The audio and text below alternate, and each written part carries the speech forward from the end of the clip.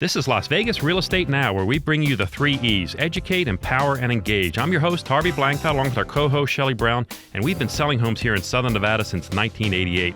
Shelley and I are also very proud to be part of the Real Estate Radio Network. That is a national network of local real estate professionals delivering timely, balanced truths about local market conditions.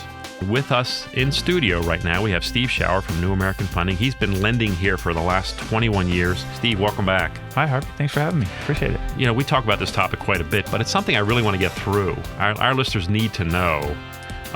When you're working to buy a house, one of the most critical elements is that pre-approval. Again, there's a distinction here. Can you please explain what a good pre-approval involves? Absolutely. It's a very big misunderstanding in the industry today. Is a lot of people think a pre-approval letter is a simple letter that the lender just puts out real quick and says, "Here you go, you're pre-approved for your loan." But in our case, we actually go through the loan ahead of time. Mm-hmm. So my assistant and I will actually make sure we have their tax returns, their pay stubs, everything about the borrower, and meet with them and educate them on the loan process before they buy. The main reason is a better educated borrower obviously is a better client and a better loan in general. Okay, I have a question for you. What's DU? That's a great question there, because I have a lot of people say the underwriter. And if we have to think about things about underwriters right now, underwriters are kind of considered almost validators.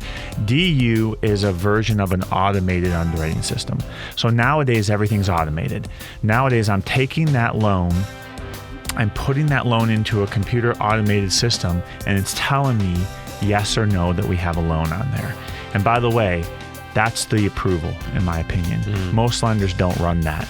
A little secret in the industry, it costs lenders money to run that. Oh, really? Yes. I didn't know that. It costs them money to run that. Wow. So they have to say, well, if I have to pay for that, I don't know. And of course, we at New American, we're going to say that's okay. That's part of business. Right. We're going to pull your credit report right up front. We're going to run your desktop underwriting right up front, just to make sure DU, desktop underwriting, that's the actual automated system. Okay, now, if you can't get me a DU, can I still get a loan? There are some manual. Shelley, you're just doing great with the questions. Thank you for that, by the way. Yes, there is such a thing called a manual underwrite now. So the underwriters can say the DU is not reading this correctly, or something on the credit report is flawed. Okay. We have a similar last name with a borrower that we just can't remove this. The underwriter can override a DU and go to a manual underwrite. Okay, so that's a complete possibility. At that point, I would note that on a pre-approval letter saying this is the reason.